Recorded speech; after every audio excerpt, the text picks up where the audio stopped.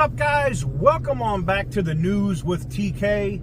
And the big, beautiful bill has passed. What happens next? Well, it's passed in the Senate. It's passed in the House. Now it goes back to the House. And we're going to get into a segment or a thing today that they call resolving differences, right? Which they'll do today and probably tomorrow, all right?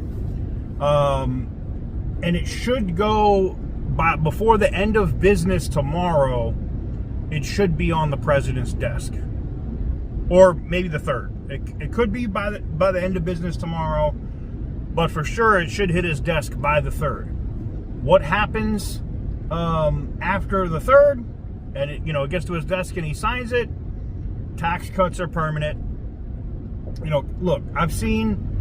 I went over the bill in detail, right? And I saw Thom Tillis's concern, right? And I'm very familiar with Thom Tillis. I lived in North Carolina for years, so I completely understand in some cases where he's coming from on the budget aspect side, right? But if you remember when these tax cuts first came into effect in the first Trump presidency, everybody said that the deficit was going to explode from those tax cuts. And what actually happened was we had so much more revenue come in because people were bringing money back into the country that didn't happen at all. And now with over, at this point, 12 trillion with a T, $12 trillion in private investment into the U.S., right? The stock market, so the Dow Jones, the NASDAQ, the S&P, the NASDAQ and S&P are hitting all-time highs. The Dow Jones could hit an all-time high this week. This week. Probably, tomorrow or the 3rd. Before the 4th of July, we could see the greatest, stock market that we've ever seen. Now, what does that mean for regular people? Not shit if you're not invested into the market. But all the stuff that the liberals were crying and complaining about, oh, my 401k, they're screwing people's 401k. Bullshit. If you didn't jump out of the market like a dumbass when all of this stuff was going down, guess where you're at right now? You're looking pretty damn good. You regained all of those losses, right, during when the trade war first started, and you're better than where you were just a few months ago. I mean, it doesn't get better than that. And just imagine, now that the big, beautiful bill is going to go to the president's desk and he signs it, just imagine for a second what the market's going to do tomorrow. It's going to explode. Just imagine if we had a Fed chair that lowered interest rates like the rest of our European partners to something reasonable, where we could be as an economy in a country right now.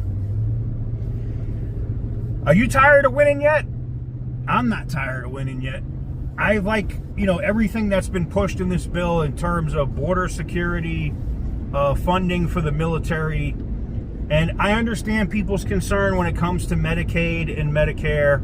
I get it. I 100% understand those concerns.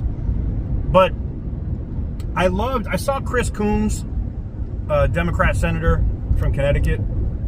Or Delaware? Is he Delaware or Connecticut? But I saw him talking about how,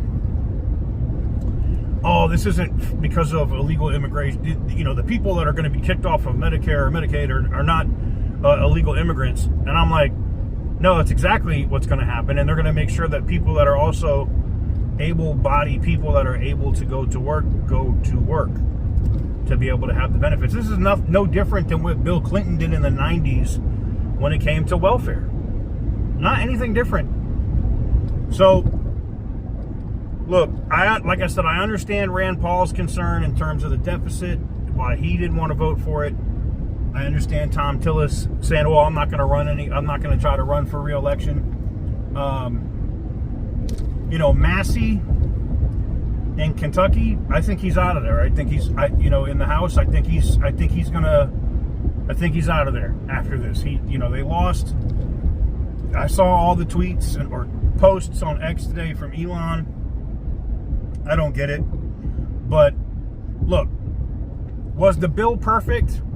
No, it wasn't. 100%, it's not a perfect bill.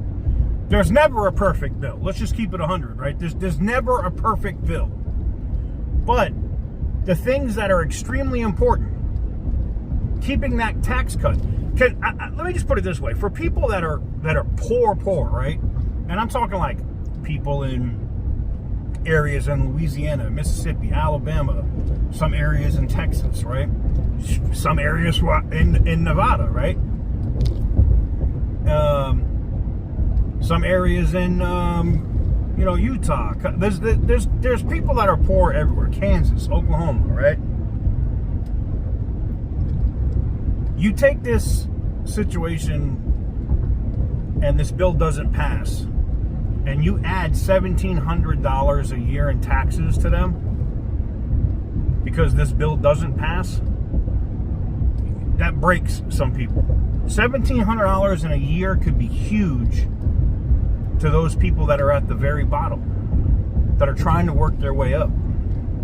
So, in terms of that, ecstatic that passed. No tax on tips. I can't tell you how many bartenders, servers, and the like that I know that rely on tips that are going to be able to get such a leg up now for not having to pay taxes on it. I can't tell you how many friends that are Las Vegas Metro cops, and how many friends that work for Bureau of Land Management and the Forest Service that I know, that are now not going to have to pay tax on overtime. It's going to be such a huge benefit for those people that they will be able to get a leg up to actually to advance. Now, I don't know if departments and municipalities are not going to use this as a collecting bargaining thing. That's a whole different situation. We'll talk about that maybe in a later video. But I think the bill passing is a net positive. You guys let me know what you guys think in the comment section down below. Give the video a big thumbs up if you like what I do. Hit the subscribe button if you haven't already. We're starting the month off July roaring, and we're going to be hitting it every day. We're getting back at it. We're cracking it hard over here with the news with TK. And I'm going to have a lot of commentary over the next 48 to 72 hours on a bunch of different subjects. So stay tuned. Make sure you got that bell notification clicked. Anyways, until next time, thank you very much for watching. I truly appreciate it. And as always, stay petty, my friends.